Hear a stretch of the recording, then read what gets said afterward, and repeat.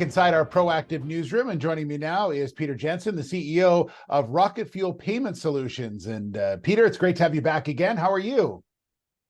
I am good, thank you. Awesome, good stuff. Well, exciting to get your thoughts on a couple of things and how it really relates to what you're doing in the company. And this is off some news that Visa has made an announcement. They're going to be settling in stablecoins. Maybe you can sort of explain that to us first, and we'll go from there. Yeah, I can explain that. The way credit card systems work today is that people, they pay with a credit card, and what they don't see is that all that money is being channeled back to the merchants through an advanced and complex system with many players. And that can take days and even weeks. And of course, that means that the merchants don't get the money as fast as they could.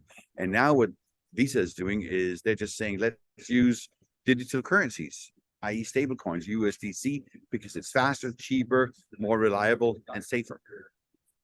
Yeah, and that's an interesting point, because people are looking at getting paid a lot quicker and getting things moved a lot quicker. And I guess Visa's starting to realize that in order to do that, they have to sort of, I don't want to say forgo the old ways, but really sort of move into the new ways. Is that the way you read this as well?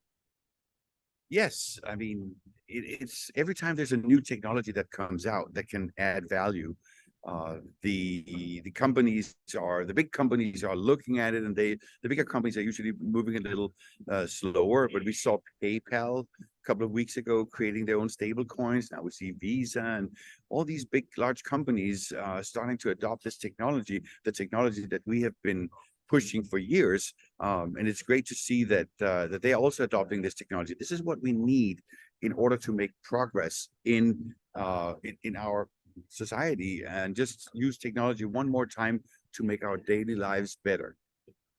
So how does this relate back to RocketFuel now, when you consider, as you mentioned, you've been doing this already, but when you have a company like Visa who starts to do it as well, people sit up and take notice?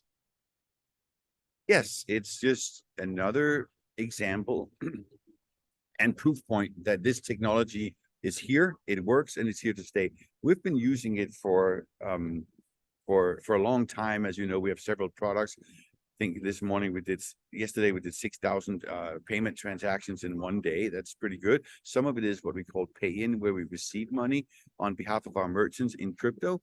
But we also have this payout product where a merchant pays out funds to their associates all around the world. It works really well in the gig economy, and they used to do it by the banking system with SWIFT. And we all know that, especially across the borders, it can take time. I mean, I had to wire some money yesterday for something I purchased, and I had to call up my bank, and they had to call me and verify it. It's just a complicated process. And it's wonderful to see that there's a new technology that can do it, as I said, better, cheaper, faster.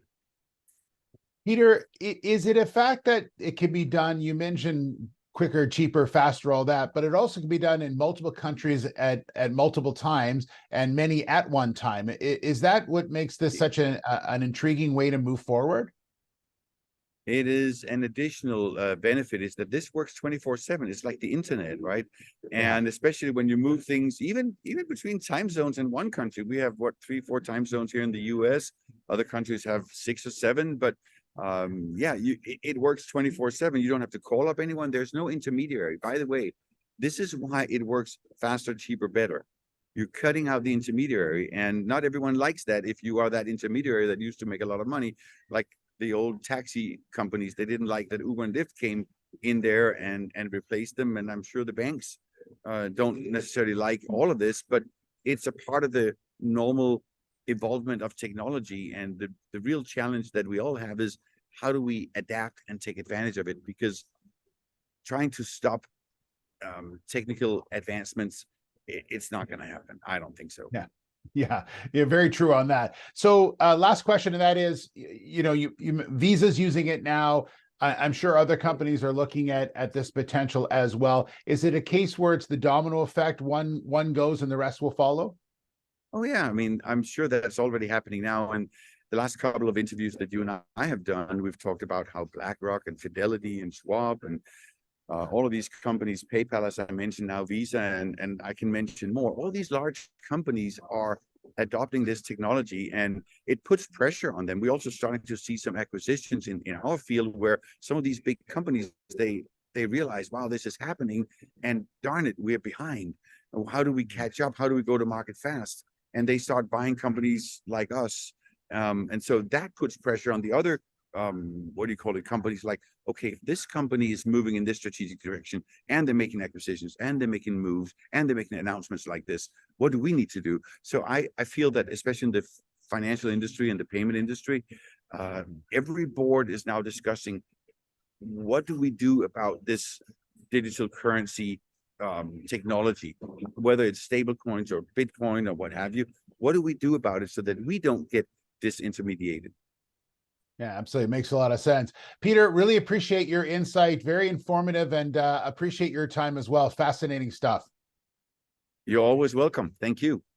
All right, Peter Jensen, the CEO of Rocket Fuel Payment Solutions.